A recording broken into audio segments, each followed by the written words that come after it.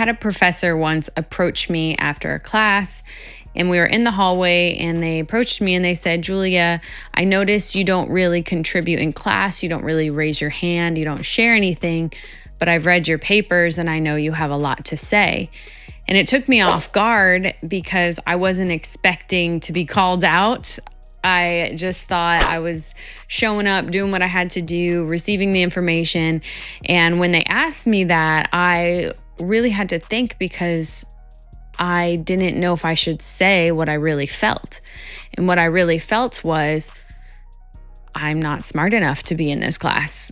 I don't want to be found out as not smart enough by opening my mouth and sharing something about how I feel, my perspective, my thoughts. Even if I felt like they were valid or truthful or whatever it was, I also questioned my tone.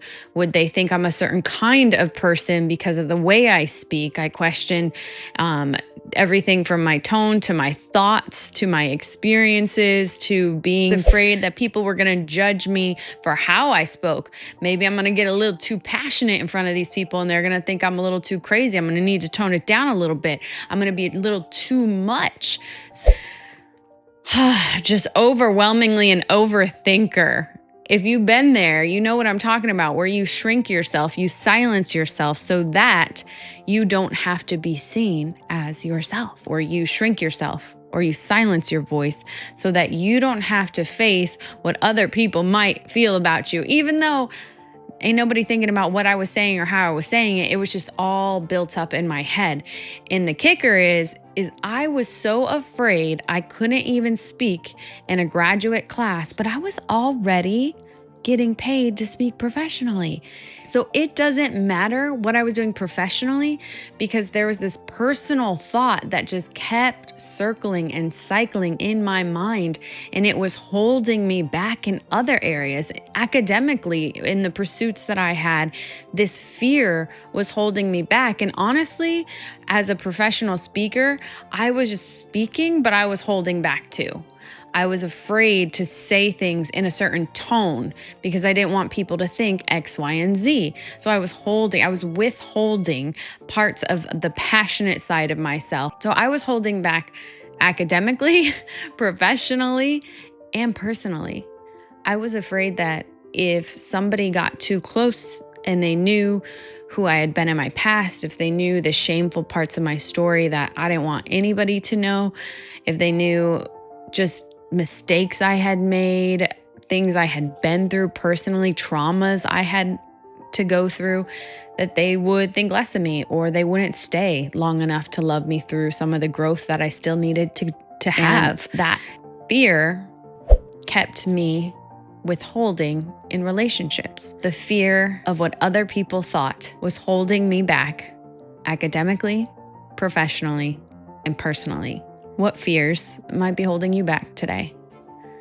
Are you silencing your own voice because you're afraid other people might think less of you because of what you have to say or what you've been through? Are you maybe jeopardizing a relationship or a work opportunity where they actually need your unique insight and passion and perspective in order to propel an idea or a message or a product forward? What do we withhold that is keeping us from being bold?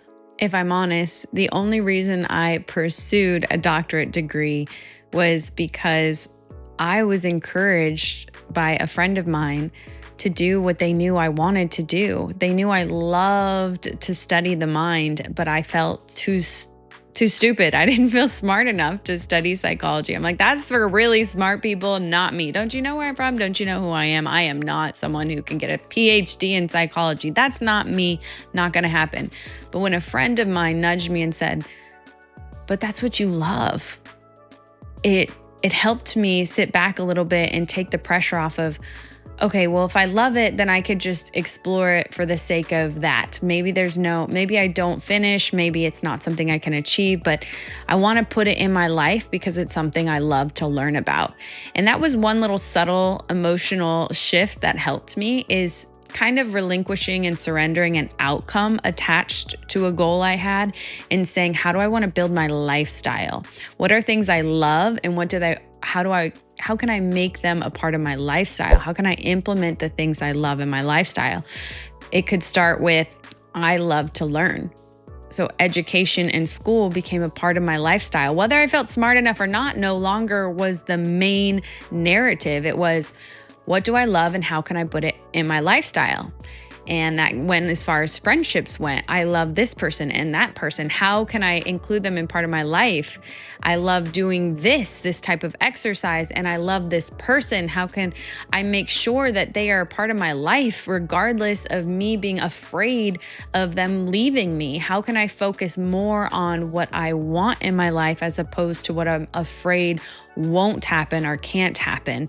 And that subtle shift really helped me start to reshape how I navigated those fears of wanting to stay quiet, wanting to withhold. I love to be passionate and share a message that I believe in with others. I love to hear other people's stories. So I decided I want to create a lifestyle where I hear other people's stories, where I can channel the passion that's built up in me about certain areas that people are struggling with. And then I allowed myself more and more opportunities to keep stepping into that courage. And this is how I started to build a life I believed in, where I started when I was withholding and I was afraid, a life that was affecting me because I was so afraid of what I would say and how I would say it, or who would leave me if they heard it. I then started to say, what do I love and how can I build a life including the things I love? And that started to become a bigger thought, a more reoccurring thought than the fears that were holding me back. So where can you start right now? Ask yourself this: what do I love? And how can I start to implement it in my life? Do you love to learn? Do you love to draw? Do you love to express yourself creatively? Do you love to build things? Do you love to build relationships? Do you love to go places? Do you love to try new things? How can we incorporate more of what we love in our life as opposed to leaning so much into withholding and pushing away of the things that we're afraid of in life? So we build with the things we love, but we don't ruminate on the things that are not real, the fears that haven't even happened yet, the ideas in our mind of who's judging us by what we do, what we say, and how we say it. And we replace it with what is true and identify the next step by saying, what do I love and how can I incorporate it in my life next? Make sure to subscribe for more. Share this with someone you know. Wherever you're at on your journey, keep going, keep growing, and never lose hope.